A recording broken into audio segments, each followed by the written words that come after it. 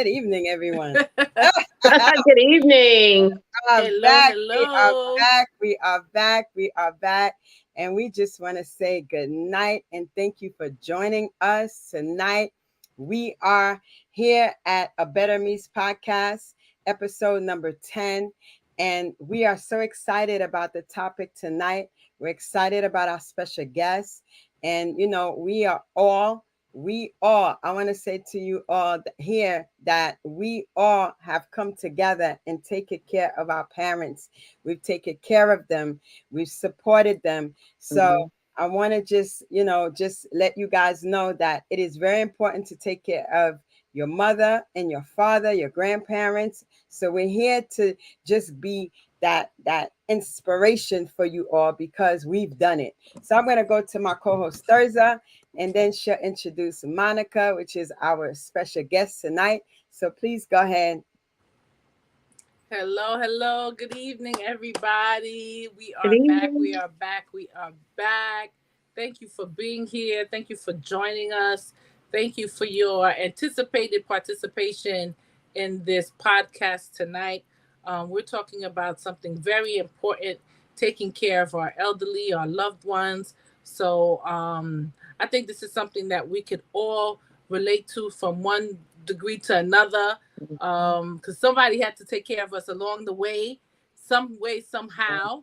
So this, like I said, this is very important. So just to introduce myself, I am Apostle Dr. Chloe Natasha's assistant. I handle some of the things in the background, that's I'm her partner in crime.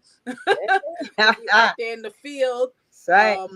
I'm at the right hand of the apostle. What can I say, right? So Woo. Very true. that's who I am and what I do. And again, thank you for tuning in. We appreciate you all.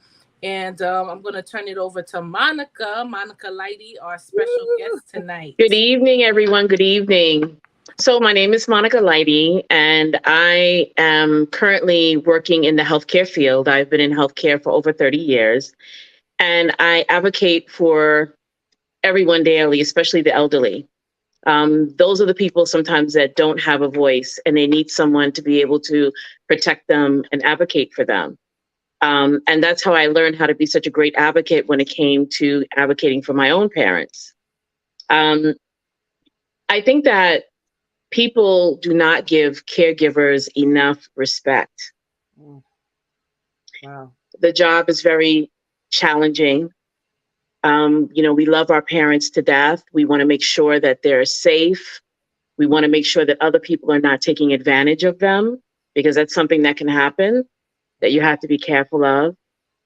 Also, a lot of times when we don't live home with our parents and you go back to visit, when you go to visit, you're only visiting them for a couple of hours. It's different when you're there day in and day out and you get to see their habits. You get to notice that, wait a minute, something's wrong with mom or dad. I noticed that they're forgetful or they're doing unusual things. And I think that's the most difficult part, is when you have to accept the fact that your parent may be getting dementia or Alzheimer's disease. Mm. And then you think to yourself, well, what do I do? How do I handle that? What kind of resources are available to help me? And I know from my family, what happened with us is, like I said before, you come to visit your parents, and when you leave, you think everything's fine. And something in my spirit one time when I came to visit my parents said, give your neighbors your phone number. And once I gave my neighbors my phone number, my phone started ringing off the hook. Mm. Dad thought at 86 years old that he was now 20, joyriding in the car with liquor, Oh. doing whatever he wanted to do. And the sad part about it is that he really didn't have any boundaries, because of the dementia. And eventually we had to take his car keys away from him. And he would literally go outside and try to take any set of keys that he had to try and open up the door. But I think the most dramatic thing and most heartbreaking thing that happened for my family was, it was one Thanksgiving, And, everybody had gathered together. And then after Thanksgiving dinner, everyone spent the night. And the next day, the mail came. And when the mail came, we got a letter in the mail from Adult Protective Services. Oh, my. Now you're thinking to yourself, Adult Protective Services, like we've heard of Child Protective Services, but Adult Protective Services, we never heard of that before in our life. My God. We opened the letter, and when we opened the letter, they had been to our house 5 times to come and stake out the house. They literally staked out the house and watched my father, watched my mom, and they did that 5 times. And then in the letter, they were coming back again. And usually when they come back again, that last time, they're coming to take your parents from the home because they're preparing to get a court order to remove them. When they remove them, they take all of their assets. So they take your house, they take their pension, they take their Social Security. And you, as the family, think that you have the right to do whatever you want and get them back, but they're not looking at it like that. They're looking at it in a way to say, well, you knew that they were elderly. You knew that maybe certain unusual things were going on, but what did you do about it? You just left them there to fend for themselves, live alone, or live with the father or a mate. And, they started to do unusual things, and maybe somebody reports it because they think that they're not safe any longer, that they may be a danger to themselves. And it was so ironic because in the letter, they were supposed to come, let's say, on a Tuesday. And I remember going to work, and my boss is so amazing. I remember I went to work and I told him, this is what's happening. He says, you got to go right away. You got to leave. You got to take care of this, family first. And do you know that when I got back to Brooklyn from the city, I walked in the house. I may have been home maybe only 10 minutes. Do you know they showed up at the door? It was a social worker and a psychiatrist. So they tricked us. They were supposed to come the following day, but they probably thought, well, if we come Monday, maybe there'll be nobody home. So they came inside. They asked my father a couple of questions just to see how his memory was. And luckily enough, I was having painting and construction done because I had to literally move in overnight. And what they usually do when they come is they have to check to make sure there's a working bathroom and there's a working refrigerator and that there's no danger for them within the vicinity. So when they came in, they were like bins and boxes everywhere. The person that was doing the construction came down. They had dust all over them. So they already knew they weren't going to do a tour of the house. Little did they know the sink was stopped up. The refrigerator just broke, and we actually had ordered a refrigerator and we were waiting for it to come. But to make a long story short, we don't realize that our parents still need us, even though they're independent and they're getting older. And we think that they're going to be okay. Oh, mom is 70 something, 80 something, dad's 90 something. They're fine. Maybe they're really not fine. Maybe you need to really check a little bit more into what they're doing in their habits. Give your neighbors your phone number. Come and hang out for like a weekend. You know what I mean? And spend quality time with them so you can really see them in their environment and see the unusual things that they may start to do. For us, it was very traumatic because my dad was always the breadwinner of the family. He was a protector. And mom had her own issues. So to see him in a position where he was no longer really able to manage and make sensible decisions was a little scary for us. So the first step that we took, we actually contacted Brookdale Hospital. And Brookdale Hospital had a program for Alzheimer's disease. From there, they connected us to an organization called Caring Kind. They're located in Manhattan. And they have a series of resources to help you with managing your parents who have either Alzheimer's or dementia. They have support groups. They even have lawyers that come in and they talk to you within a group to explain to you all the things that you need to start to prepare for. Wow. One of those things would be, of course, making sure that you have a will and a trust. Many, many years ago, everybody had a will. We thought, oh, a will was fine. We didn't have to do anything else. Well, in today's day and age, it's not enough. Having a will does not mean that when everything is finished, your things will not go through probate. When you have a trust, you're protecting everything, just like when you have an LLC. And with your LLC, you want to make sure that you protect it. So you will take certain measures, maybe to put that LLC in a trust Mm. So, all these things are very important. And I think one of the other biggest lessons that my family learned through this whole entire thing was make sure that you have an elder care lawyer. Mm. It cannot be just any old lawyer. It has to be an elder care lawyer because they are kind of specialized in knowing what to do, the right things to say, where to, prepare, how to prepare things for your parents, Right. just so many different things. And then I also want to touch on the fact that a lot of times, probably for many of us, we may not have had good relationships with our parents. Mm-hmm. And in having to come back and take care of them, that can be very traumatic also. Because I remember when I moved back home, I was so depressed. Mm. I was so depressed because I was always the black sheep of the family. Mm-hmm. Mm-hmm. Right. And so I was the black sheep because I always spoke up. I always talked about things that weren't fair. Oh, I that's would, not like I, would- me. I would challenge you, like, how come you do this with this one and it's different for me? Absolutely. And I had a big mouth. Yeah. Wow. And, with that being said, and having such a big mouth, it labeled me as the black sheep, Mm-hmm. right? Yeah. But what I want to say to everyone is that eventually that black sheep becomes the goat. Mm-hmm. Mm-hmm. Mm-hmm. I know, Thursday, you also take care of your mom. What are some of your experiences and things that you've been through in taking care of your mom? Well, before my mom, it was my dad. My mom and my father, my mother and my father, they have two different type of situations. So my dad, who, God bless his soul, he's passed on. It's been about 7 years now, 6-7 years now. Um, I took care of him for 15 years before he passed away. Oh, So God bless you. yeah, so we he had his own place, he was independent. And one day I went to go, at some point I just started to go to his doctor's visits. Mm-hmm. And I remember getting either a letter, some notification, something that his prostate, his PSA was high.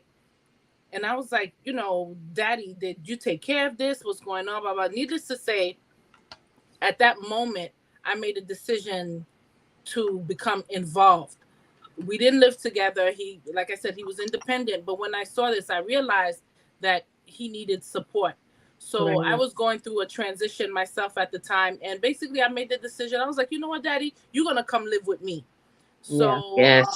that's what happened. So I needed to move, and he was going through this situation, and I said, you're coming with me. So with that started him, living with me and me taking care of him. At first, I really wasn't that involved in the day to day. I cooked, I cleaned, I did whatever I had to do. But he was independent. He came, he went, he spent his money. He went to my sister's. He did whatever he had to do.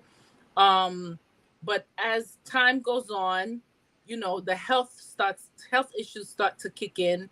Right. And it got to a point over the years, then he started to display like dementia and Alzheimer's. Mm-hmm. So that was very difficult, because when it happens, you don't quite see that it happens. You think that they're being, just defiant. They're just being stubborn old people.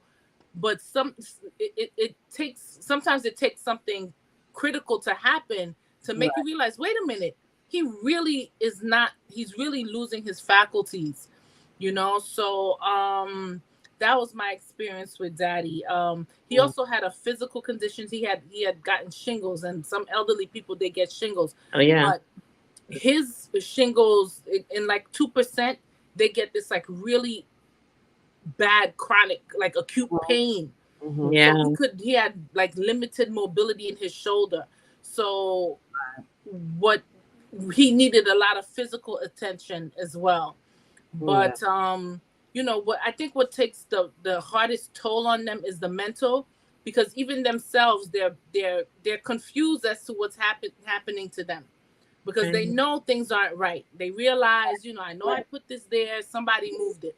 No, maybe nobody moved it. Maybe you just didn't put it there. And it took a while for me to realize that. It took a while for me to come to a point where I had to learn not to argue. Right. And I just had to concede. And I just had Right. to, you gotta eat a lot.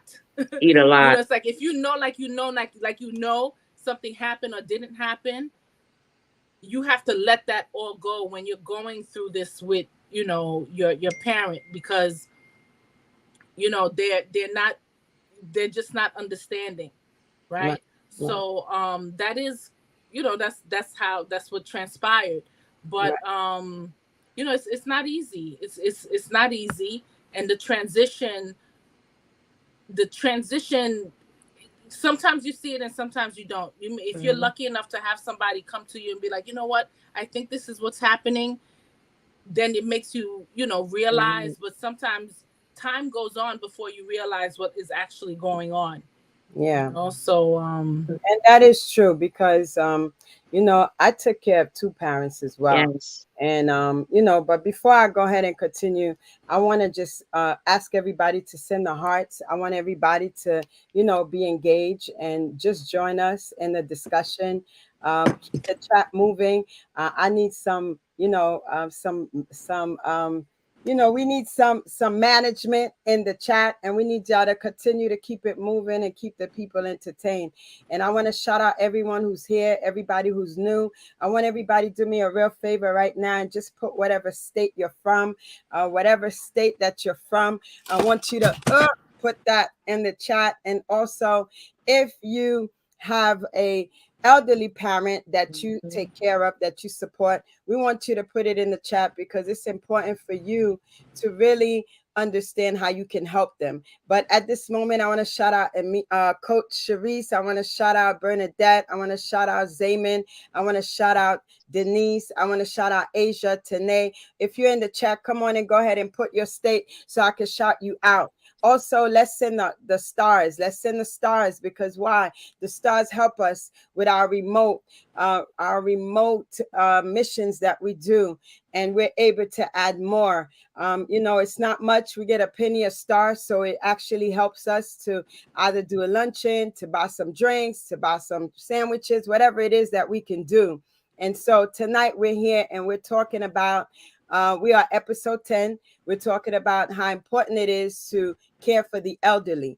And, you know, the Bible tells us in Ephesians 6, 1 through 1 and 8, right? And it tells us children, well, actually, I'm just going to give it to you up to verse 2. Ephesians 6, 1 to 2 is what I'm going to give you, because I also want to give you Exodus 20 and 12. It says, honor thy father and thy mother, that thy days may be long upon the land which the Lord thy God giveth thee. So the Lord have you here, and that was Exodus. And I want to take you back to Ephesians 1, Ephesians 6, 1 and 2. I want y'all to go ahead and put it in the chat. It's so important for us to care for the elderly. And it says, children, obey your parents in the Lord, for this is right. Honor thy father and mother, which is the first commandment with promise, that it may be well with thee, right? And thou mayest live long on the earth. So it's clearly telling you this, right? And that you are to honor your mother and your father. I know sometimes Monica mentioned that sometimes people don't have a relationship with their parents, and that is true. I had a very good relationship with my mom. And one thing I could tell you, my mother had congestive heart failure. And some of you may be familiar with that, right? You may be familiar with that sickness. And it's like they can't drink so much water. They can't this, they can't that, right? And sometimes when they're sleeping, they stop breathing, right? And all these things happen. And so we have to monitor how much they weigh each and every day. Sometimes if you look at the scale and they weigh more than what they're supposed to, then there's danger, right? Because I remember waking up 3 a.m. I remember I live upstairs from my mom, and my stepfather came knocking on my door, and he was like, your mother can't breathe, your mother can't breathe. And I was shocked because at that moment, I thought I was going to lose my mother. I really didn't understand it because I'm used to seeing my mom cook. I'm used to seeing my mom bake. I'm used to seeing my mom on the sewing machine, sewing, cutting patterns, going to the city, running around and doing all kind of things. So when that hits, right, when your parents are no longer able to do the things that they used to do, it affects you. It's something that you have to try to accept it and receive it, because it's a shock, right? Because you're not used to it. So it's something very important. And my stepfather was diabetic. And one thing about him, he didn't want to take the medication. So what I had to do on Sundays, I had to set up all the needles and make sure Monday, Tuesday, Wednesday, Thursday, Friday, Saturday. And if I come in and I check and I see that the Monday is still there, the Tuesday is still there. And there was a time where he didn't want to take the shot. He kept saying, this is not for me. This is not my medicine. I'm not going to do it. I don't want it. Right. And so it's a challenge. So what are some of the challenges for you, Monica, when it comes to taking care of your parents? I think one of the biggest challenges for us was when his moods would change. So he would be cooperative sometimes, and then all of a sudden, out of nowhere, he turned into like this monster. You know, he would start cursing, "Get off me, don't touch me, I don't know who you are." And another challenge that we had, actually, because he's bedbound now, but before he became bedbound, oh my God, it was just so rough in the beginning. I remember he used to want to sit up all night in the kitchen in the chair, and then he would fall asleep. He fell out maybe like once or twice. Then he got into this habit that he would go into the refrigerator and he would take whatever leftovers were there. He would actually put them in his mouth and then put them back in the container. Put it back in the container and then put it in the fridge. And when we discovered that this was happening, we really didn't know how to control it. So we wound up getting a new refrigerator. So we had 2 refrigerators in our kitchen. And we did that because we didn't want to take away their independence. We wanted to leave them with some kind of dignity where they weren't being treated like little children. Another challenge that we had was them going outside and getting lost. So my mom, unfortunately, had an accident. And when she had the accident, she had fallen on the street. And after that incident happened, she really didn't want to go back out anymore. But my father literally left the house once and got lost. And the police put him in a cab and sent them back home.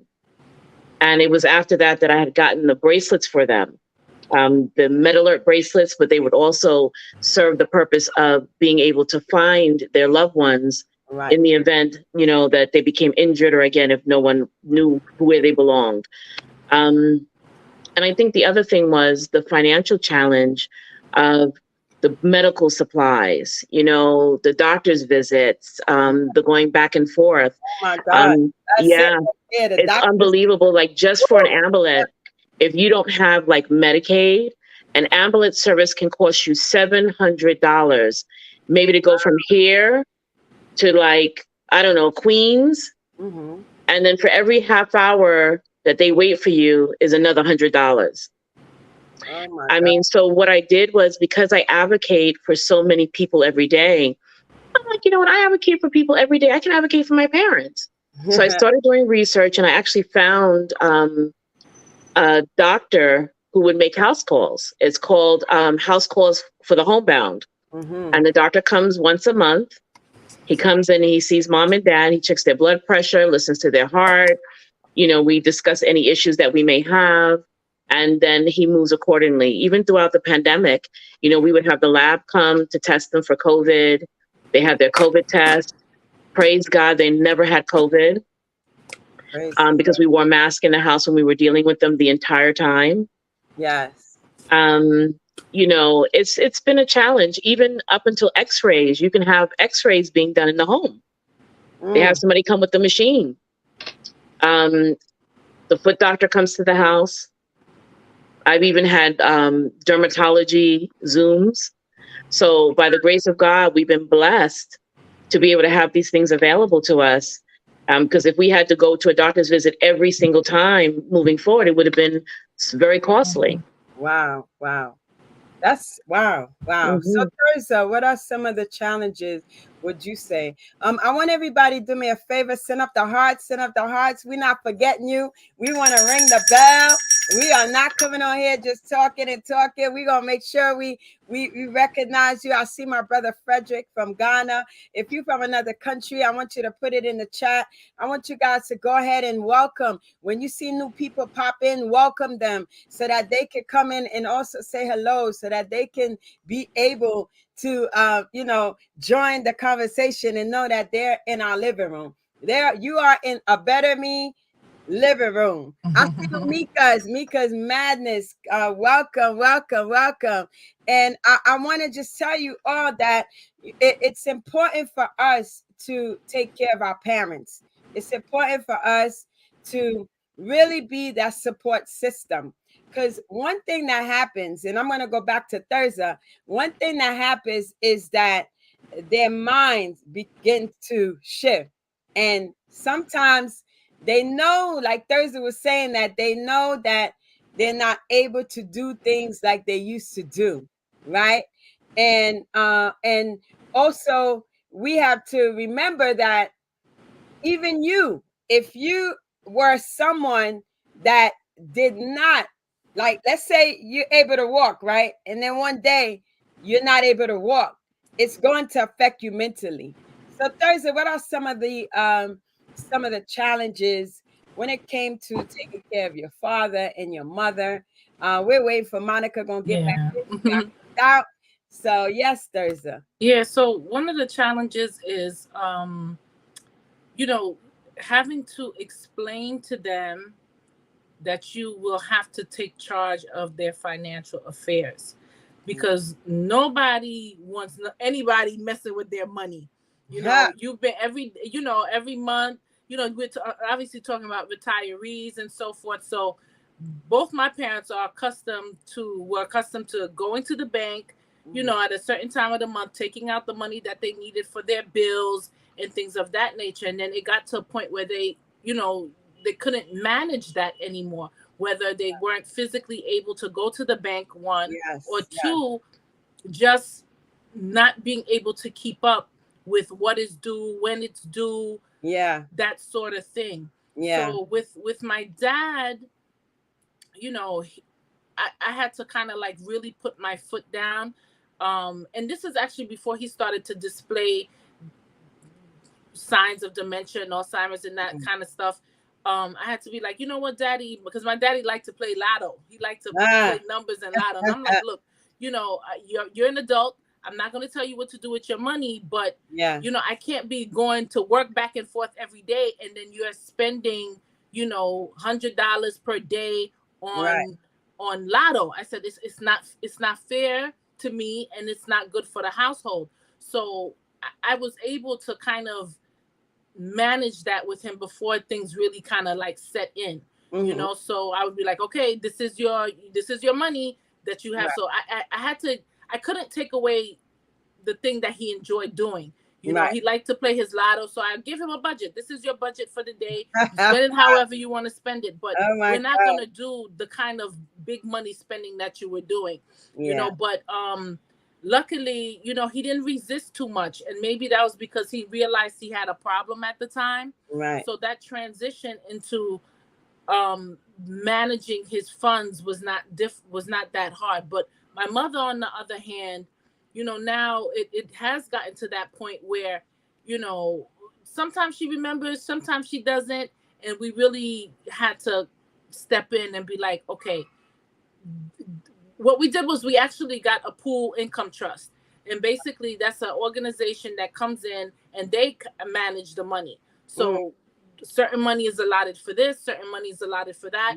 And it kind of safeguards everybody, because the pool income trust is what manages it. It's not myself, it's not my brother. We just know a certain amount is there, and they make sure certain bills are paid and certain things are taken care of, and that assists with the medical bills and so forth. But having those kind of conversations with them, letting them know, you can't, we have to do this differently because this is what's going on. That's difficult, because when you can't manage your money, it's difficult, because that's one of the things you first do as you're growing up. You want to get the job so you can manage your money, so that you can spend your money, save your money, how you want to do it. And Yeah. for someone, to relinquish that to someone else, Yeah. is not easy. It takes a lot of trust, one, and two, I guess in that moment you're realizing, hey, I really can't do it. So that was challenging, but we were able to manage that. And the second thing is, even if they're not suffering from like dementia or Alzheimer's, anything like that, elderly people need support when they're out about in the street. Right. That's something that really hurts me. Sometimes I'm out, and then I see an elderly person pushing a cart. Yeah. It's like, man, who is this person? Doesn't have not one person with Yeah. them to help them. They could fall. I feel the same way. Someone could feel knock the them same way. down. Yeah. So that was the thing, and I had to, because my mother was is so independent. I actually had to hold on to her keys, because I didn't want her to go out without someone. Herself, yeah. And she has the capacity to go out, but I'm afraid that she may fall, that she may kind of get turned around. It's very, the way the buildings are coming up in the neighborhood, you may wake up on Sunday and see your block look a certain way. By Friday, you've got a whole different scenario in front of you. Yeah. So that's a challenge, having to, take away, for their safety, some of their independence, financial independence, and their ability to move around. And that's stressful for them, because what happens is that they don't want to feel like a child, right? Because at the end of the day, they're going to look at you and say, I'm not a child.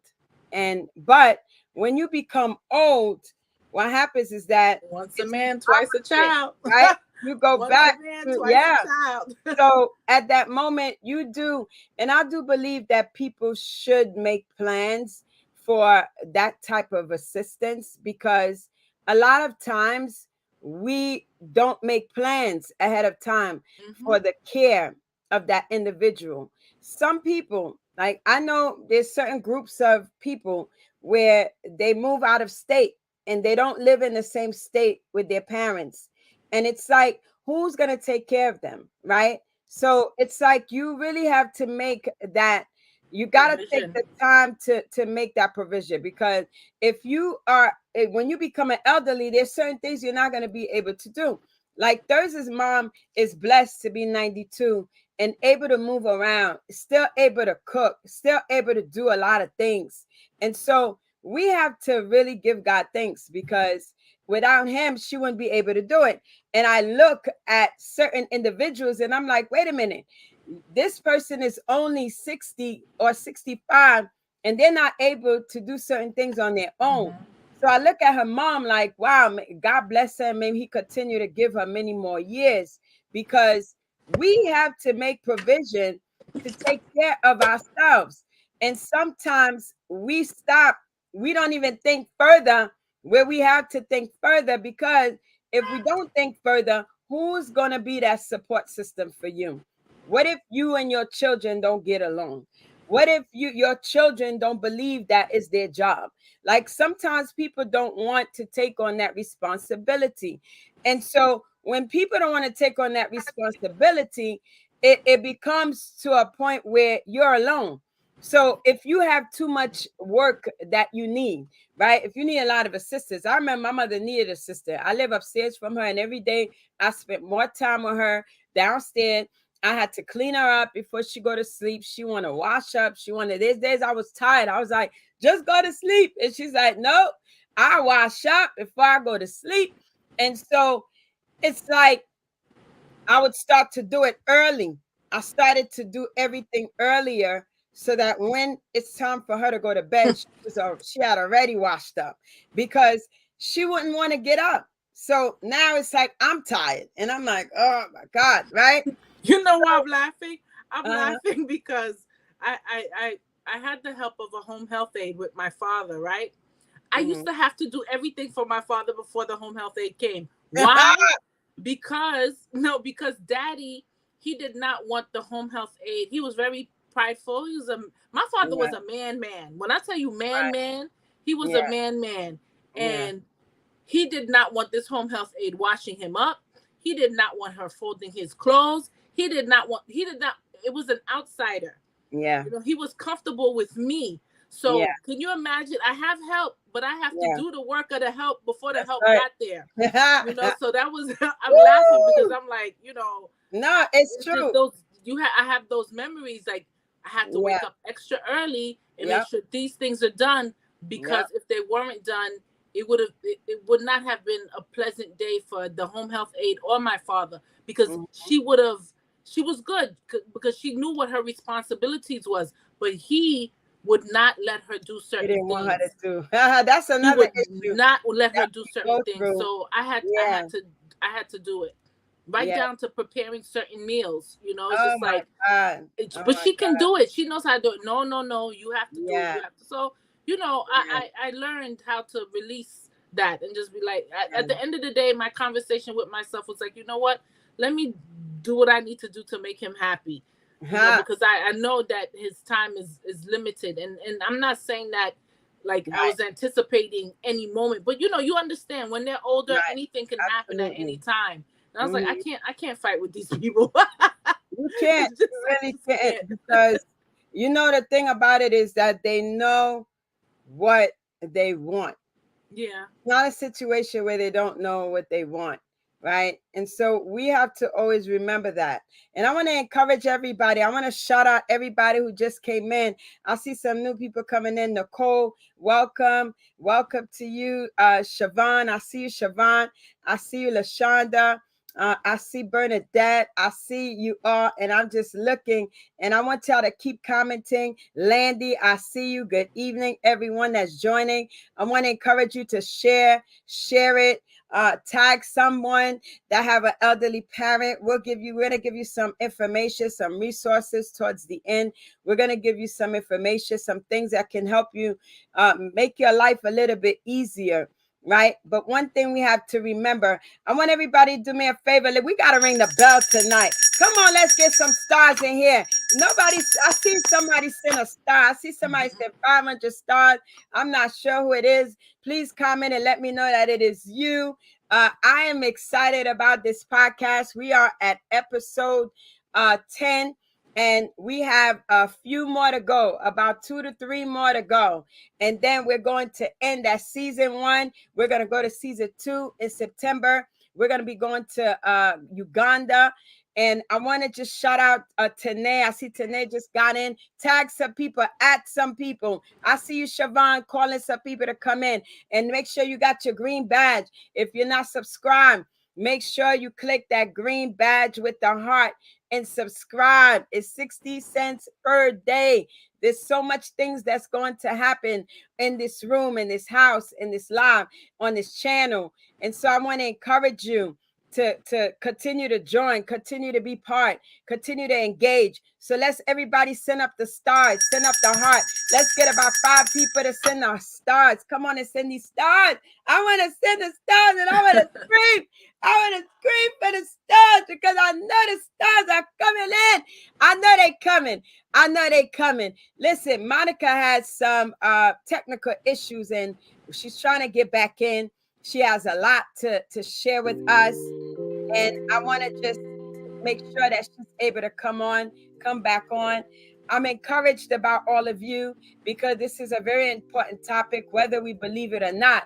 We look at many other topics, but we don't realize the elderly. The elderly is a very critical part of our lives, right? And we have to remember that without the help, right, they get depressed, they get stressed out, right? So it's important for us to be that support system. So if you have an elderly parent, if you have an elderly that you support, an elderly aunt, good evening, 340 Foundation. Good evening. Shout out to all of you. Shout out to all of you that send up the heart, send the stars. I want to make sure that I'm shouting out my star senders, because why? There's going to be a winner again.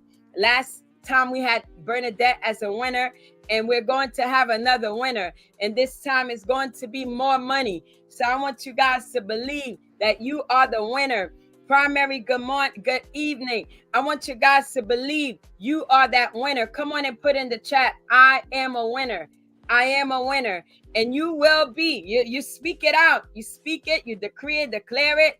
You might be the one that win that gift card. So go ahead. Somebody lead. Somebody be the leader. Because somebody sent 500 stars. I don't know who it is. If it was you, let me know. But I'm going to tell to send the star. Send 50, send 100, send 500, send 1,000. Go ahead and send a star and get posted on that link on the bottom. So I know you are winners. I see you, Denise. Bernadette's a winner. Who else is a winner? Come on and put it in the chat. Asia, I see you. I see you. Send the hearts, y'all. Send the hearts. Send the stars. We got to ring this bell. This bell got to ring tonight. Oh, it's got to ring. It's got to ring. Apostle, let me get into some of these comments here.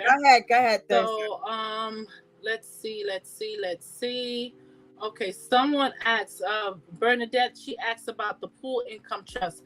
Basically, there are a number of agencies that handle that. So if you Google, depending on what state you're in, you Google pool income trust. And basically, it's a program that allows you to take the person's resources that they have, minus their expenditures, like the bills and stuff that they have to pay, and then whatever's left is what's counted as income, which could eventually make them qualify them for certain programs and so forth.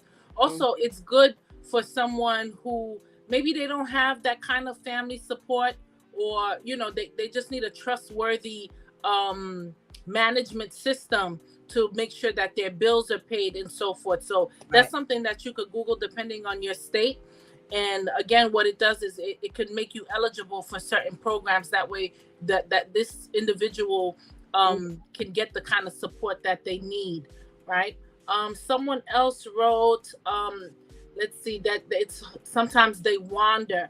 And I saw that as I was scrolling, so excuse me if I didn't catch the name. But yeah, it's difficult. You expect them to be home, and you get worried when you're calling them and they're not there, just to find out that, they went out thinking it was one time and it was another time. My father left the house one day thinking it was 6 o'clock in the morning and it was 6 o'clock at night. Wow. Yeah, it happens. So, it happens. Right? Oh, Denise.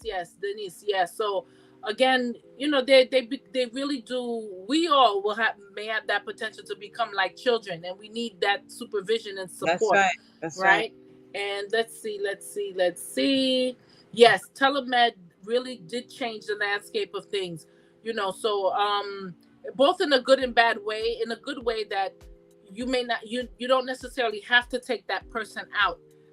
Sometimes it's inclement weather and it may not be safe for them. Sometimes the transportation programs that are available, yes, they're good, but you may have to wait 1 hour, 2 hours to be picked up.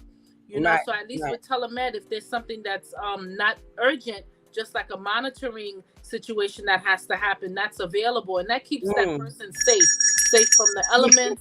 You save on some resources, and if you have to drive or take an Uber or car service, at least that that person has that kind of medical care available to them. That's important. So that monitoring. Important. I like what Monica shared though about all the number of supports that you can get. Like I know you can get like your lab to come, but I didn't know they'd come and do X-rays. So I want to take advantage of that. Everything is possible. Everything is possible right now. Right, absolutely. They'll send an airplane to your house right now. So you don't even, you don't realize. And Monica, I apologize, y'all. Monica got kicked out. She's not able to get back in. I want to shout out to Mika for sending the stars. Come on. Congratulate her. Y'all know what to do when somebody sends a star. You congratulate them in the comment. Congratulate them in the comment. Go ahead and congratulate Tamika. Come on. Yeah, so I remember like taking Access-A-Ride and send the hearts. Let's please send the hearts. Some of you came in. Please send the hearts. Send the hearts. I remember taking Access-A-Ride. Oh my God. Like I took my mom to every doctor appointment. And when you have an elderly parent, you have to take time off from work, right? And I remember my boss and I, we used to fight all the time because I needed a day off. And whenever my mom was in the hospital, it was an issue. Hello to you, Joanne. Welcome, Joan. Joan, welcome to the podcast. I want to welcome everybody that's joining. We are talking about how important it is to care for the elderly. I see my friend Gael in here as well. Shout out to all of you that are listening. I want you, if you have resources, put them in the chat. Put them in the comment. We want to hear. Monica, I'm so sorry you got kicked out. Please try again. Go on your computer. Go on something else. If you have an iPad, go on it. But I want to just encourage you all. Taking care of an elderly is not easy. Getting on Access-a-Ride, I remember back then, when I got to that, when they came to pick you up, they would take you all the way to every borough until you got to your destination. Good evening, Nixon. Shout out to Nixon in the chat. Let's send the hearts, y'all. Send the hearts, send the stars. And I remember going on that ride. And then you sit at the doctor's visit for 2-3 hours, right? And then you want to get something to eat, but then it's like they're picky. They don't eat everything, right? And you can't give them everything because maybe it's too much salt or too sweet, whatever it is, right? So then on the way home, it took forever to get home because we literally passed the route for my house and then came to my house. And I'm like, yo, like, why do I need to have this Access-a-Ride? So I started to drive into the city to take my mom to the doctor because it didn't make sense and it wasn't fair to her to be sitting that long and to be she wasn't comfortable. She wasn't comfortable on that ride because the seats are hard. They're not. It's like an old school bus, right? The yellow bus. But you know, here's the thing. It's available if you need it. But if you have other means, then you just use your other means. But to be honest with you, when I didn't have a car, that's what I had to do. You know, so and then it's you pick and choose. That's how you have to do it. You have to pick and choose. So you know, I if you need it, you need it. When when my dad was traveling by himself, he didn't care. He would take that Access-a-Ride. He's going all over to him. It's a ride. He's having a good time. Ride. You know, he's exploring the city. But as his health began to change, you know, then it wasn't so cool being on there that long. So you use it as far as you can use it, and when things change, they change. So it is what it is. You know what I used to like about driving to the city? My mom would say, "I'm treating," and I would have some Thai food. And there was one particular place that she liked, and we would always stop there. And as soon as you got off the bridge, the Brooklyn Bridge, it was right there, like by Court Street, and we would go there and we would get the food and we would eat. And let me tell you, like, it's not easy taking care of someone who has a lot of limitations, right? Yeah. Because if they can't walk, you have to be able to give them that support, right? And sometimes you might go somewhere, and I remember one time my mom had to use the bathroom. She had to pee so bad because, you know, they're on water pills, right? She was on water pills. And I had to open the car door and I had to literally try to block her and let her do it right there because she was like, I gotta pee. And I'm just thinking like, oh my God, what if she falls? What if this happens? Like, I don't have time to take her into the bathroom. So these are the challenges that happens. And you get to that point where you can't have fear. You have to be able to support that individual. You have to be able to help them. And when I tell you, when she peed, it was like a fountain of water. It was overflow. When I tell you overflow, it was overflow. And so at that moment, that's another challenge when they need the bathroom and you're on the road. What do you do? How do you, like, it's hard. It's really hard because it's not really them controlling the bladder. Is that the medication that they're taking, the water's ready to go. And And then another thing is when their sickness begins to decline, right? It begins to go worse and worse and worse. Something's not working, right? I remember my mom she wasn't using the bathroom that much. I would call the home attendant and say, did she go to the bathroom today? She didn't pee for the whole entire day. And that's a problem, right? Because now the kidneys affected. So it was very challenging with that because I have to measure the water. Ooh, Monica's back, y'all. Monica's back. That was a liar. That was a liar. That's right. Now let's resume. Where were we? Yes, so we're talking about when their health began to decline. Yes. And what are some of the challenges for you when, because I came to your house before I met your father, he was walking around fine, and now you say he's not walking. So now it becomes another challenge, right? So what are some of the challenges for you with your father not able to walk anymore? And I want to shout out Latrice. Latrice just walked here. Come on, say good evening to people when they come in, y'all. Hey, she's counting. She's here from Chicago. Woo! Yes, Monica, talk to us. One of the challenges that happened was that my father started having seizures. You got to move up a little bit, yo. My father started having seizures. Oh my God. And that was very scary for us because we had never seen that before. And as time went by, they became worse. So at first they were very mild, and I'm looking and I'm saying something's not right. He would start twitching.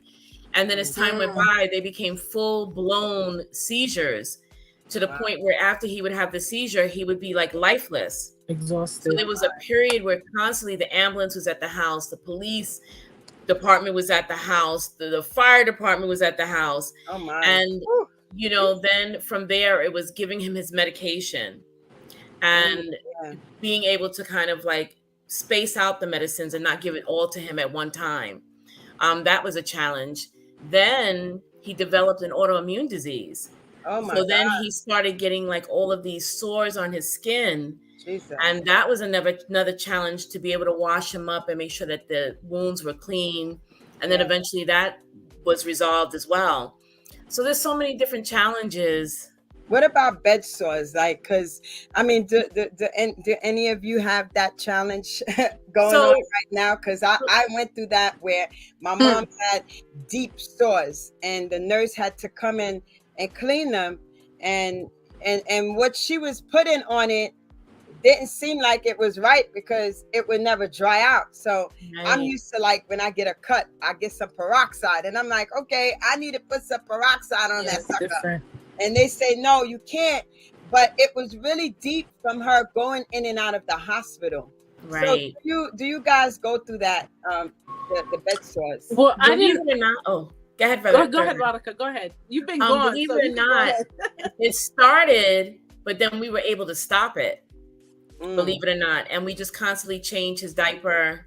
When we do see something starting to develop, we have a special cream. It's like an antiseptic cream that helps to minimize, the breaking of the skin. And we put tons and tons and tons of Desitin on him. Wow, that's good. And the ointment, yeah. So we've been lucky in that aspect. That's great. What about you? But my mother developed something. She was hospitalized recently in December, but we were able to catch it in time. More so because my mom was able to say something is bothering me, So after inspection, then I was like, where did this come from? But I have a family member who, she was sometimes when you think your situation is rough. God bless her. Where she literally she had to turn her mother every 2 or 3 hours. And that's part of avoiding the bed sores, because it's the positioning. If they're in a position for too long, that's what could happen. And unfortunately she did develop the bed sore, and I guess because of there's not enough air, or however, these wounds are really hard to treat, so they get progressively worse, and sometimes the person is not able to articulate what's going on and so forth. So I did not personally experience that, but I've seen it through someone else's eyes, and it's difficult, and it's a challenge, because in as much as you may have a nurse, a home health aide, and so on and so forth, you still have to be, it's like having a child. Like, your child can have a babysitter, the child has the father, you have the grandmother, but it's nothing like you taking care of your child. At the same, you trust your mother, you trust the dad, but when you have to take that on, but it is something that I know that is difficult, and you have to really keep an eye on it. You have to be vigilant when it comes to that, to avoid it, and if it does happen, to help treat it and monitor it so that it does not get worse. Wow. Let's ring the bell for Evangelist Rose for the stars. Yes. Come on, let's get congratulations, Rose. That kind of brings me to something else. I touched upon it, but when we have to relinquish the care of our loved ones to the hospital, to a nursing home, to someone else, a home health aide, because we have to go to work, we can't physically be there with them. The more attention, like the more hospital visits you make, the more you visit them at the rehab, the more you visit them at the hospital, the more you visit him at the nursing home, the more attention they get. You cannot just rely, even the best institution, you cannot just rely on them to take care of your family member like you would, and this is not putting down any particular institution, just in general, like the squeaky wheel gets the oil. So if they see every day that there's someone coming there to look after this person, that's making sure that things are in order, more than likely they will take better care, and if they don't take good care, at least you're there to see what's going on. I know everybody's schedules are different and there's other responsibilities, but in as much as possible, if you're not able to go on a daily basis, every 2-3 days, as much as you can go, because you need that eye. And sometimes the workers, they're overworked, the nurses are overworked, the home health aides, and just thinking about them. Sometimes how many nurses, I don't know the ratio these days. I'm sure there's some nurses or LPNs or home health aides that's watching, but what's the caretaker in the hospital ratio to the patients? How many patients do they have to change? Make sure they get medication, make sure they're fed. So we all kind of have to do this. It's a lot.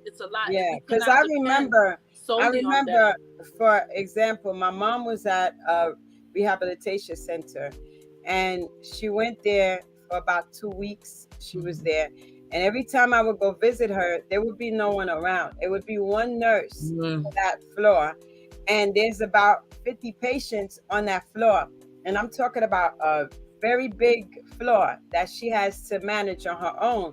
And at the end of the day, it's stressful, and there's not enough help, and the hospitals make enough money to get enough help, right?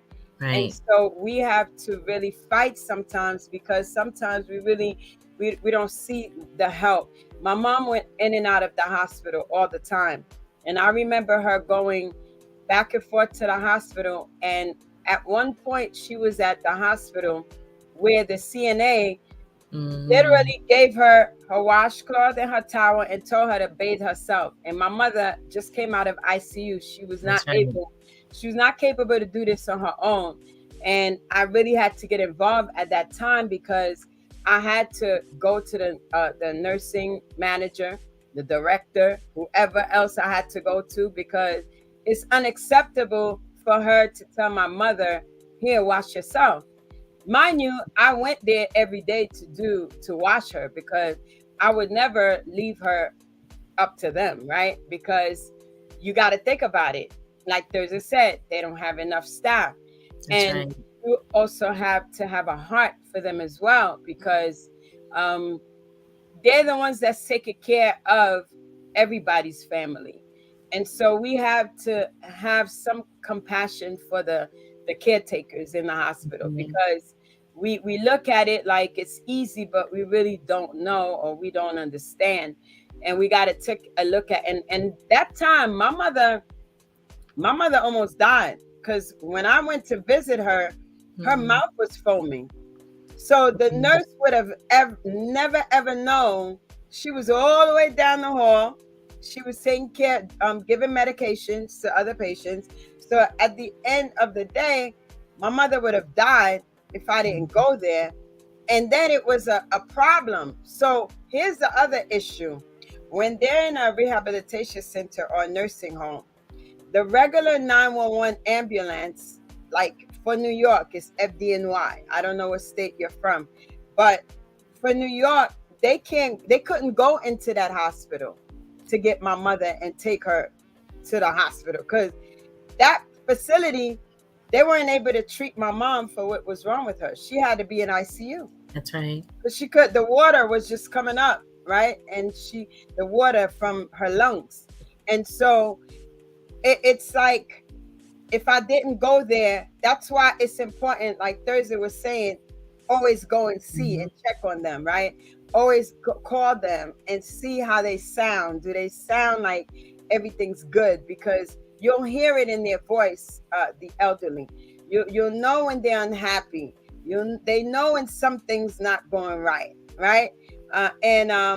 So if any of you ever took care of an elderly, I want to just ask you to go ahead and put in the chat. Maybe you take care of your parents right now, because we want to make sure we acknowledge you and the work that you're doing. Maybe you took care of your mother or father or grandmother years ago, right? But we want to make sure. Now, I have a question for all of you that's watching. Would you, if your parents are still alive, would you put them in a nursing home? Okay. Would you put them in a nursing home? And I'm going to come back to the reason why I asked that. And I want to also ask this to Thursday and Monica, because some people, it's easy for them to say that because of lack of relationship, lack of understanding, right? So we want you to get involved, and go ahead, and don't forget A Better Me podcast. We're here every Tuesday, 8:30 p.m. Eastern. We discuss health. We discuss relationships, right? Oh, my girl Luxurious is in the building.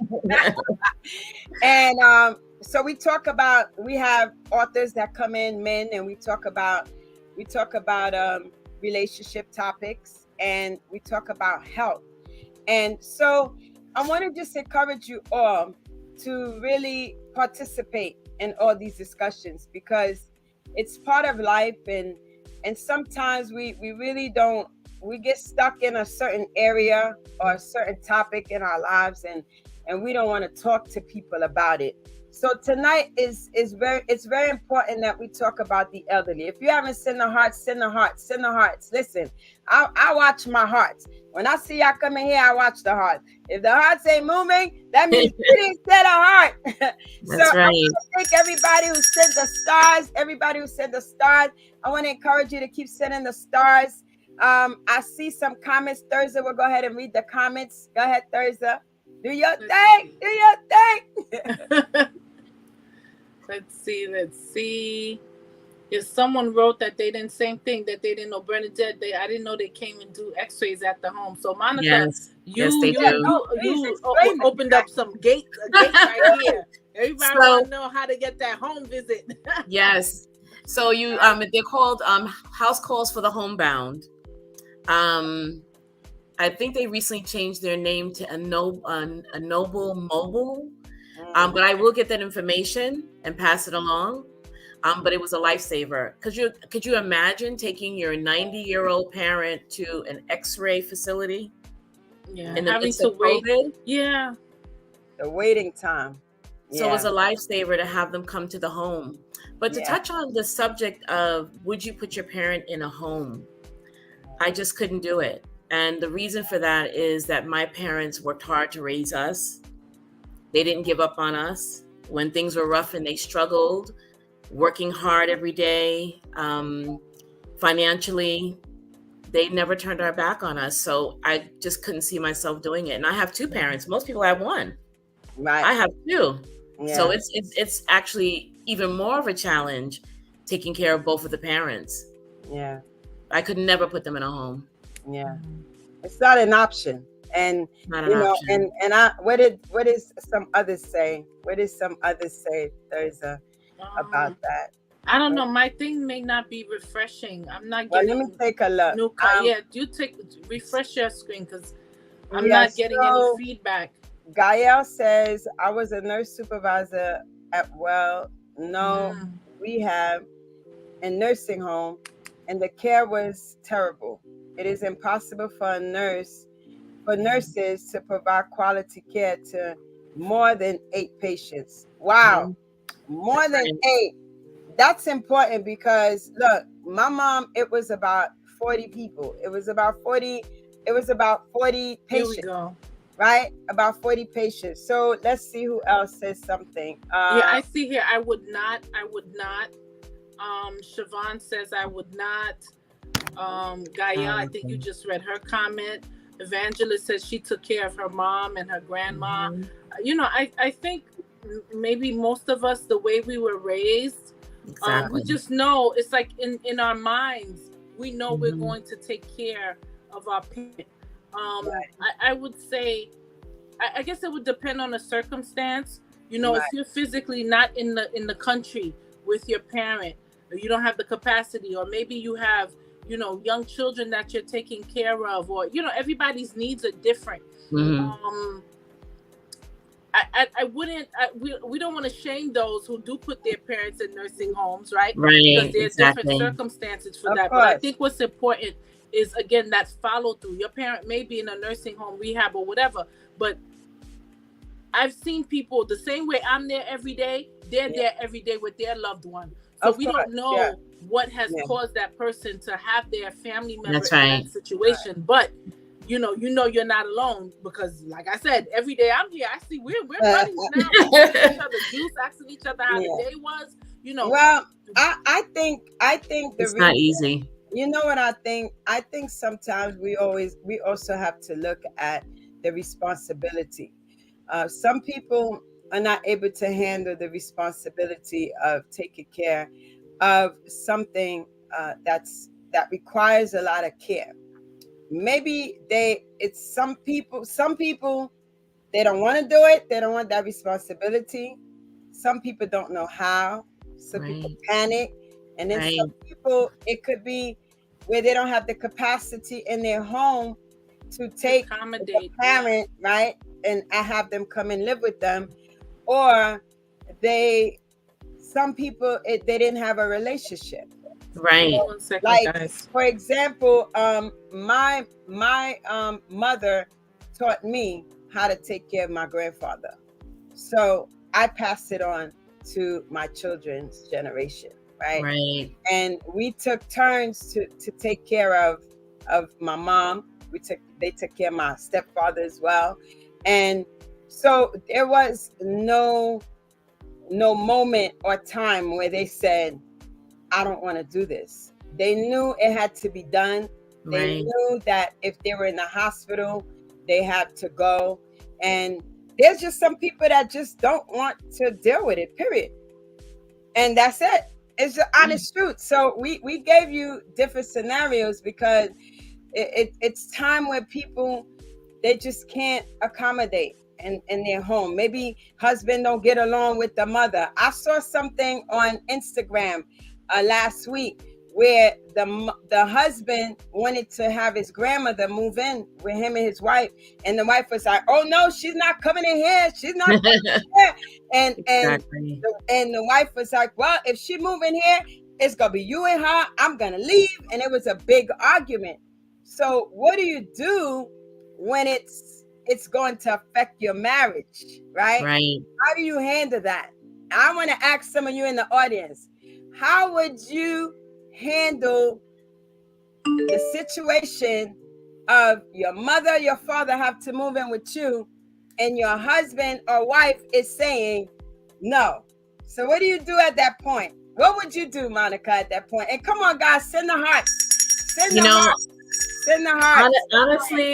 honestly, I think that I would not have picked a mate like that. I would have had to have known in advance that we were evenly yoked. Yeah. And that he was the type of man that understood the values of family and sticking together. Because it may not just be my family member, it could be his family member. Yeah. So I would have started there, evenly yoked. Yeah. So what would you guys say in the chat? What would you guys say? Because it's a very important topic, because I see this happen all the time. Sometimes you may have a child who's autistic, right? And I think people have to think for the future. They have to make plans, right? Thank you, Mama Linda. Woo! Thank you. Congratulate her in the chat. Congratulate her. Let's get more people to send these hearts and the stars. Come on, y'all. Come on. Like, if you have a child with some kind of special needs, right? And what happens when you die? Do you make arrangements for that child, right? What do you do if the child, like, I remember my oldest sister, she had twins, and one of them, he had cerebral palsy, right? He had those two halos over his head, and he didn't walk. She took care of him. She had to lift him up. He stayed a baby. He was 6 years old when he died, but he stayed the size of a baby. He never got bigger, never grew taller. She had to feed him. And when that happens, we have to be able to make plans, right? We have to make plans, because what's going to happen, and it's the same thing with an elderly. An elderly has to make plans for their future. Like, who's going to take care of me if something happens, right? Who's going to take care of my finances if something happens?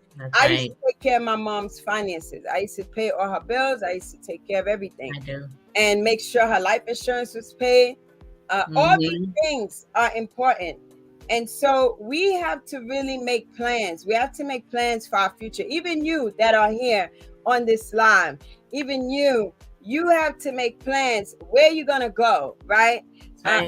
Sometimes your kids, they want to tell you what to do. They want to tell you when to get up, when to sit down, when to eat, right? And so I always say, listen, y'all not going to tell me what to do, because you look like y'all going to be bossy when I get old. So I make sure I prepare, because ain't nobody going to tell me when I ate too much, when I didn't eat too much, when I didn't walk too much, when I didn't get up. So we joke about these things, but we really got to think about it, because it's really true.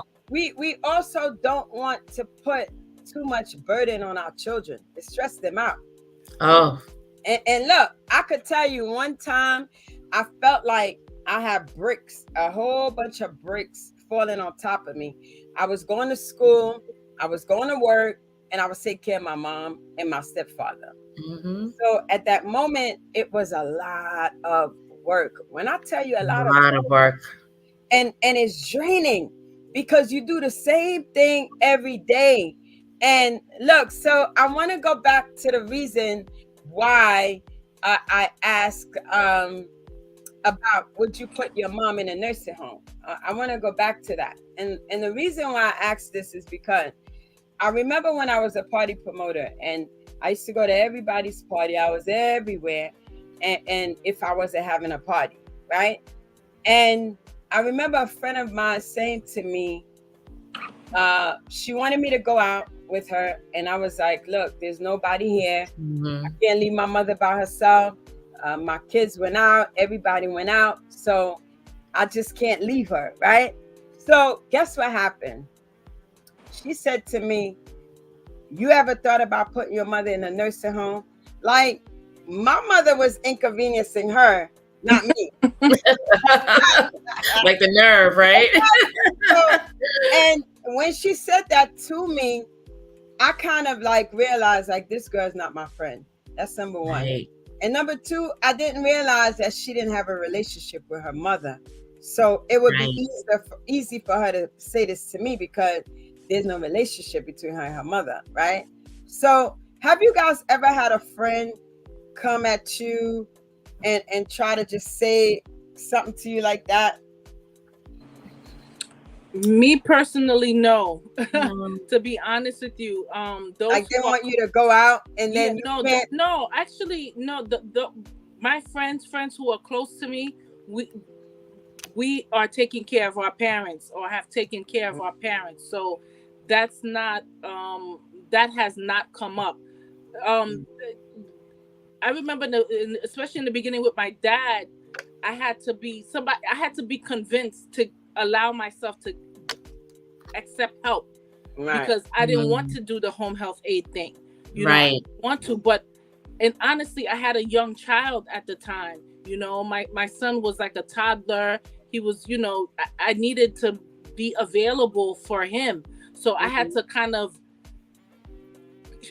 relinquish some of that.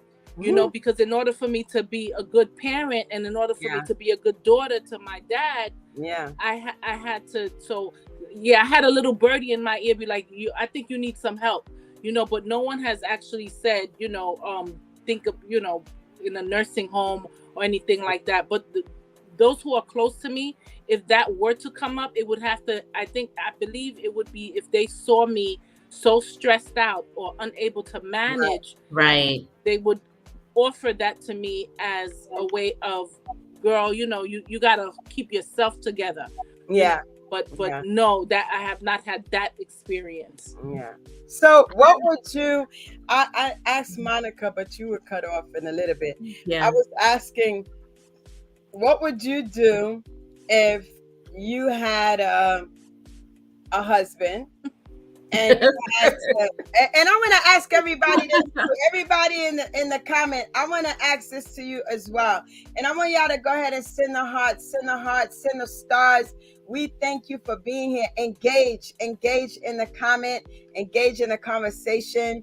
And if you're new, I want to welcome you to A Better Me's podcast. Tonight, we are discussing the importance of taking care of the elderly. And we want to shout out Chris, who just came in, Mary Rose, who just came in. We want to welcome you. And I want everybody to go ahead and welcome people as they come in and just shout them out and let them know they are welcome over here. And so we thank you all for joining. Jose, we thank you for joining as well. So send the hearts as you come in. Engage, right? I always tell people, if you want to grow on Facebook, you got to send the hearts on the lives. You got to comment. You got to engage. You know, and people will follow you. People will see that you engage, and both of you will follow each other. So I want to just encourage those of you that just came in to send the hearts. Send the hearts and send the stars. It doesn't hurt you. It doesn't cost you a thing to send the hearts. It doesn't. All you got to do is touch it. All you got to do is touch it. But I want to ask Thursday, because I did ask Monica, what would you do if you had a husband and you had to take in your mom or maybe your dad when he was here, and you had to accommodate them, you had to bring them home with you, and they had to give up their apartment because they're not able to take care of the rent any longer, right? And so I want to just ask you, what would you do? Everybody, shout out to Mika's Madness. I see you in the chat. I want to ask everybody this question, and I'm going to ask it to Thursday. What would you do if your husband says that they can't move in? And now you're in a relationship. That would really have to be a hypothetical situation. Actually, my dad was already with me, so I came with my pop, so he had to accept me with my dad. That was a smart trick. Yeah, that was exactly it. That wasn't, but you know, I would pray that I'm never faced with that situation. You know, that's all I have to say. That, you know, that I wouldn't have to deal with that. Because I'm not choosing. You know, my parents would always come first. You know, and in my mind, the way I see it, the time that I have with them is very limited. So I'm going to take advantage of the time that I have with my parents now. Right. Because I don't know how long they're going to be with me, to be honest with you.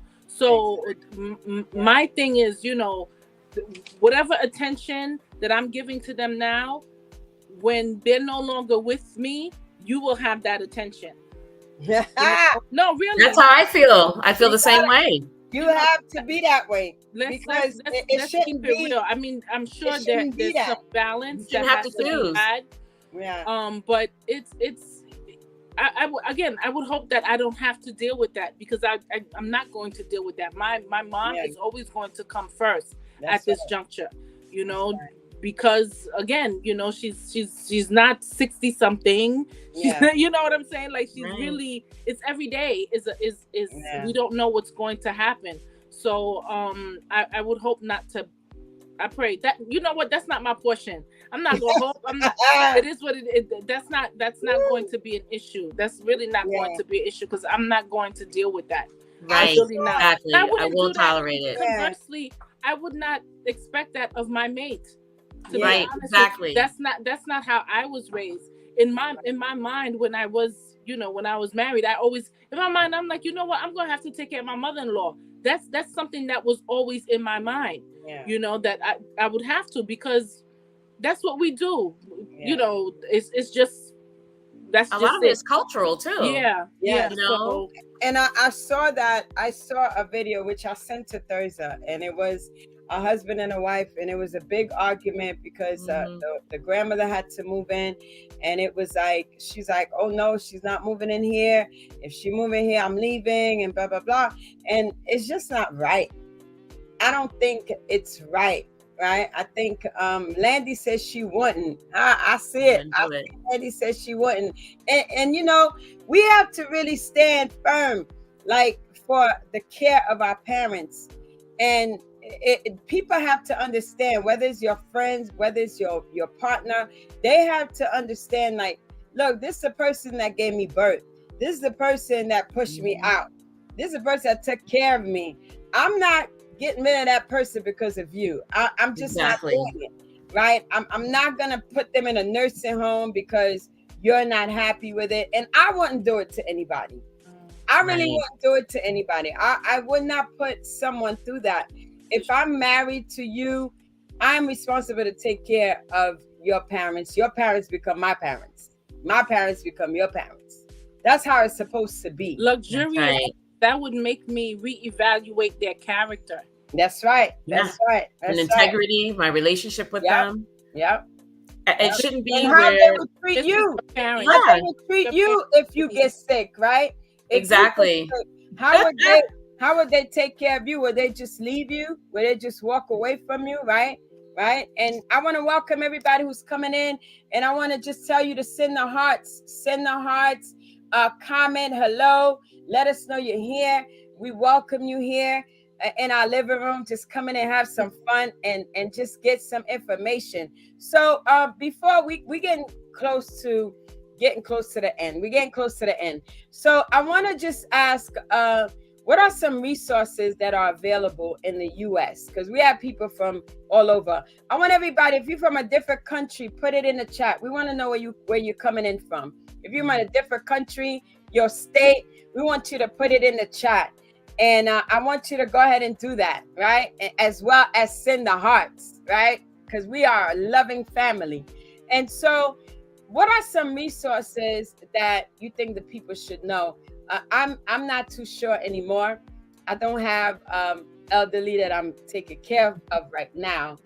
I did know certain things. They were able to send Pampers. They were able to send, my mom used to have some knee pain, so they used to send like an ointment and a pump, BioFreeze, right? I use that myself sometimes. Anything I feel, 25-year-old self. If I hurt my finger, I'm putting that on it. So they used to send gloves. They used to send, we used to get so much delivery. So what are some of the resources that can assist some people? Because some people don't have Medicaid.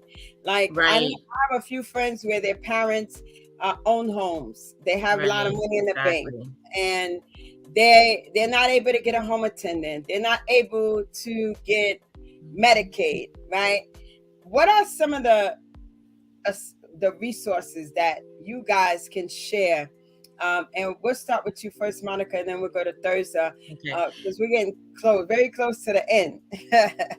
So first, what I did was I compared medical supply companies, looking at the different prices for chucks and diapers and gloves, because they become very expensive after a while. Also, I think another big thing is finding support groups. Sometimes, if not within your own friend circle, outside of that, because it's very, very hard sometimes in terms of just making sure that you just stay focused and not become overwhelmed. Mm-hmm. Wow. Also, I think a lot of friends sometimes offer you different supplies. They may have gloves or diapers, or they may have certain resources. That's helped me out a lot as well. I mean, even you, Chloe, Yeah. helped me. And I have other friends that have, given me diapers, chucks. Mm-hmm. I mean, I can go on and on. Gloves, they've just been amazing. Yeah. What about you, Thurza? Well, like I previously mentioned, there's a Medicaid spend down, there's a pool income trust. So basically, they take that person's income, they take the bills, take that away from the income, so then it makes the person's income smaller, right? Mm-hmm. So that might make them eligible for certain programs. Other things that were available, there's some organizations that you may have to pay the person out of pocket for home health aid services and things of that nature. That's basically it. If you don't do the spend down, then you're gonna have to pay out of pocket, unfortunately. What about transportation? Well, transportation, like you mentioned, Access-a-Ride, right? Have insurance or Ambulette companies do provide transportation services. Who pays for that? If be the insurance.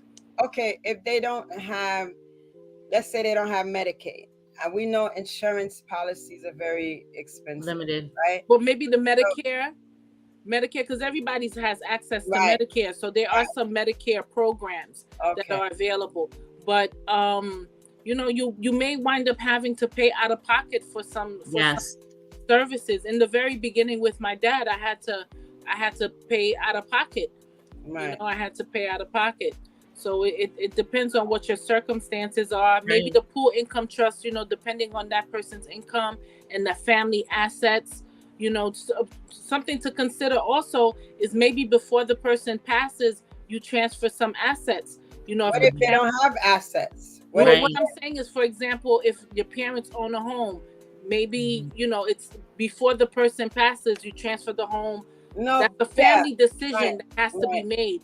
What are we going to do with these resources in order to make the person who's need of care, have them accessible to the care.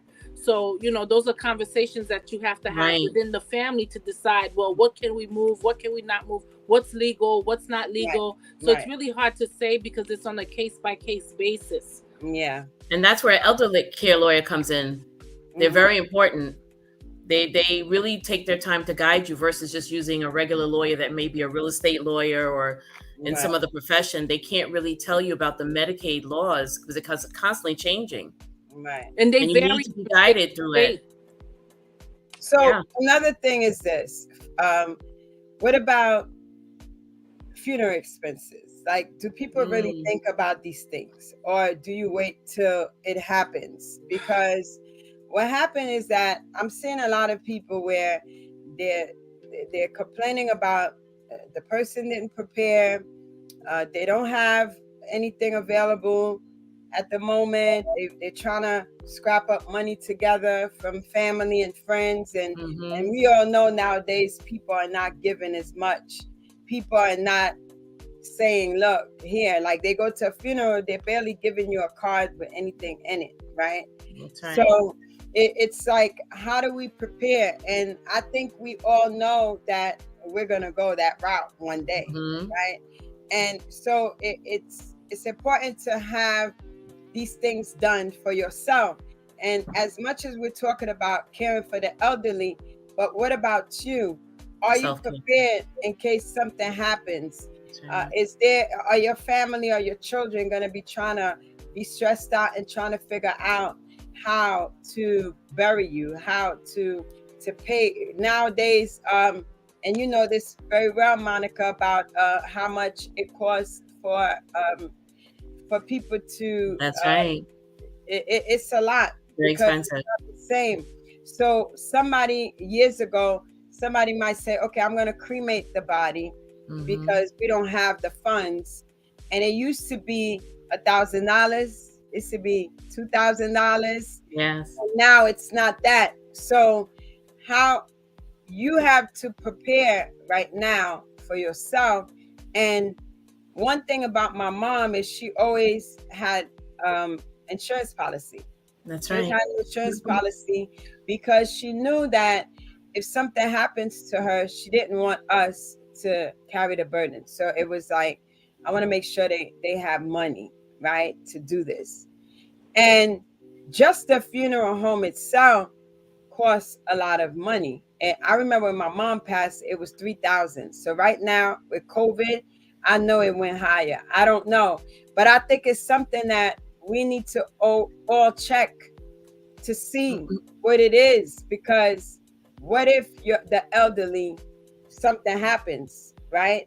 Right. Are you going to be able to help them if they were elderly that didn't have any assets and they had no money? Maybe they're on SSI and they're only getting X amount of money per month, which is not a lot. It's not enough. It may pay their bills or whatever it is that they need. Maybe they want to get some lunch one day. They're able to have that. But at the end of the day, we all have to make sure that we are able to plan ahead, even if it's to just someone to take care of you. Who's Right. going to be the one? You may have 5 kids, or maybe you have 7 kids or 10 kids. There's going to only be one that really say, I'm going to take this responsibility. And we have to really remember that time goes fast. And not only that, I'm still 21. I'm going to be 21 forever. I could tell you that, right? Forever young. I'm 21 forever. So I just want to encourage you all to really make plans, right? We see Luxurious says American Cancer Society have transportation services via volunteers. Wow. Oh, okay. Thank you for that. So if you guys know anything, any information, please go ahead and put it. If you're from Brooklyn, New York, listen, you better be at the IRAS conference, July 22nd. And it's important for us to really, because look, it's a high percentage of people. And I taught this, a very large amount. I want to say 75%. I know it's very high, right? Because I taught about people creating their goals for the new year and stuff like that. But it's a very high percentage of people who live check to check. There's no money in the bank. There's no savings. So when that happens, guess what? You get to that point where if something happens, an emergency takes place, you don't have the funds. So what would you guys give the people advice about preparing? Because it's important for us to really know, what are you going to do if anybody passed away today?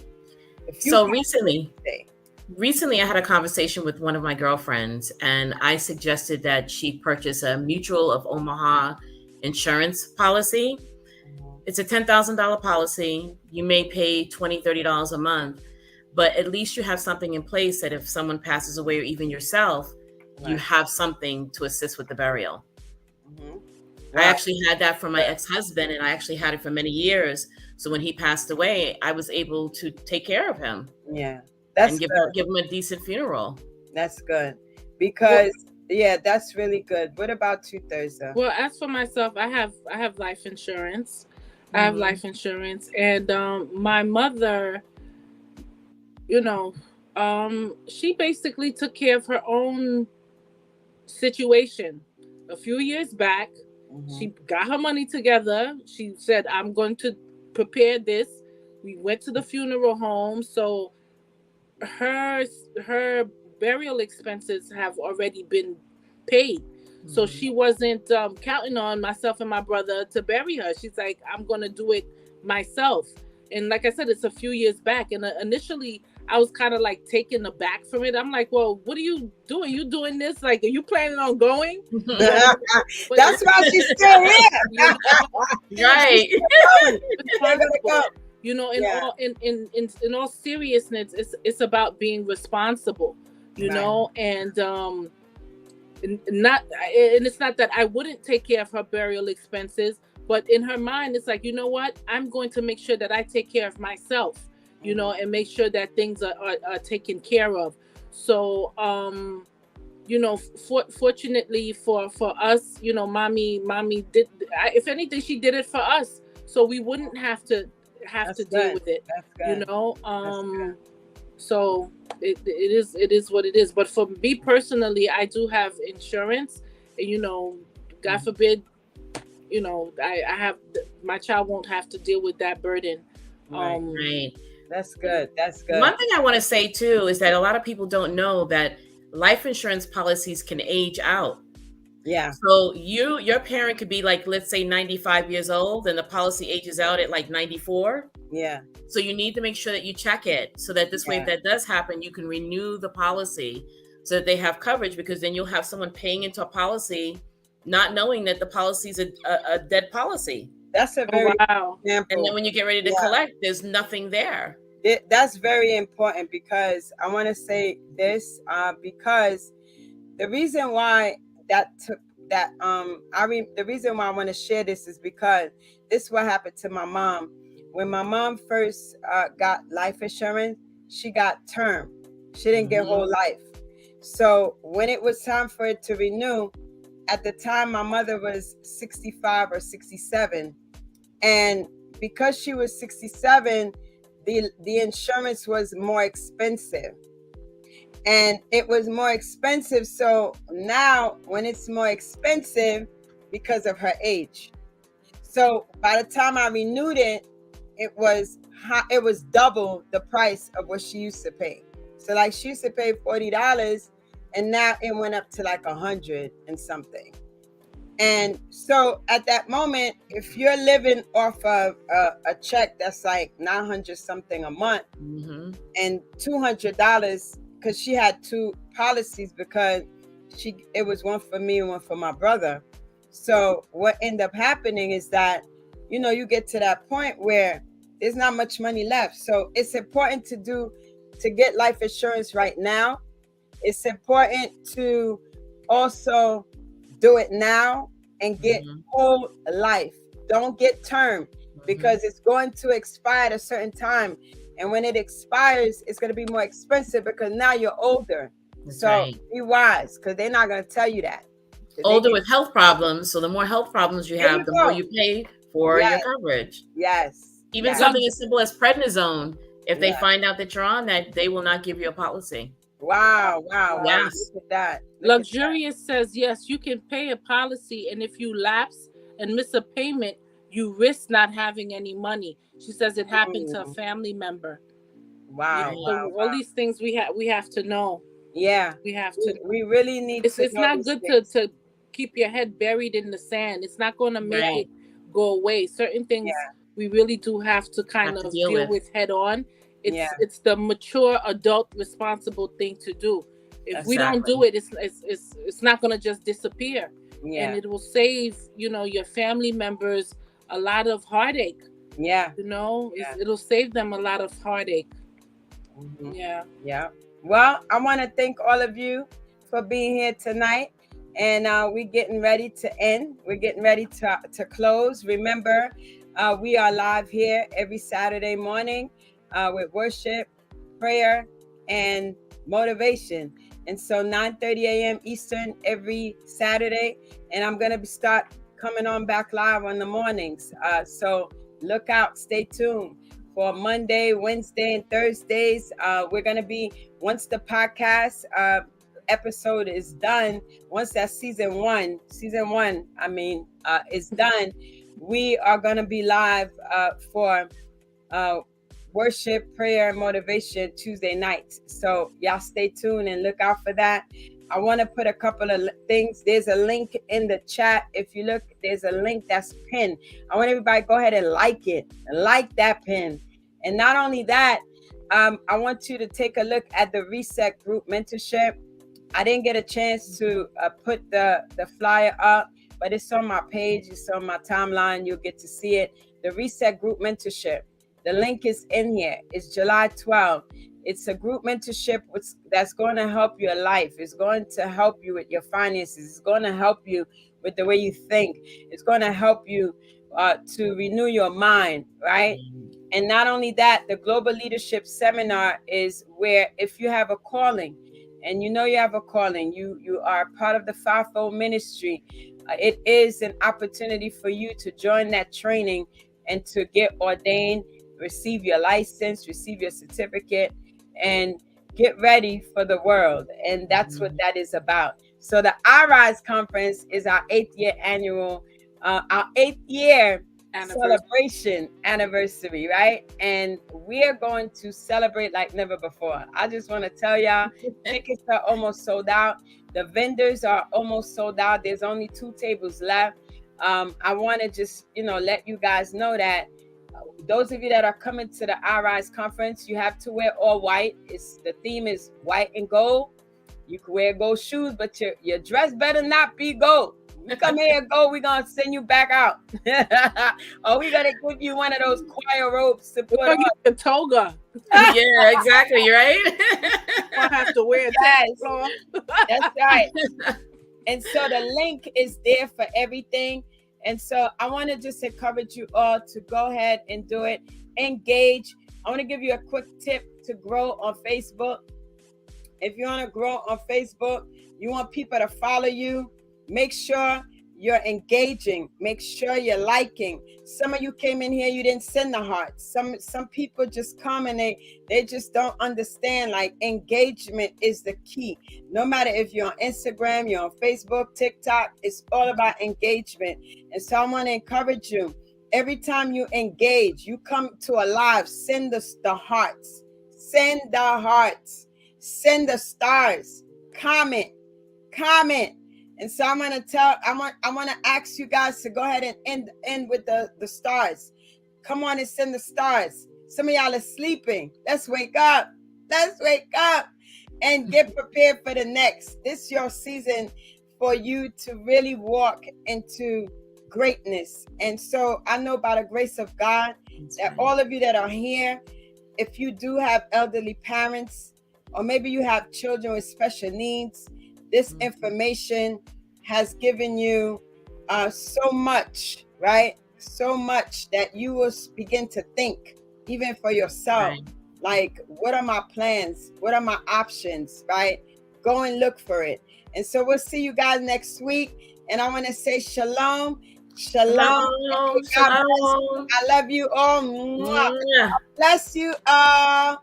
God bless. Bye, everyone. Good night. Good night. Good night.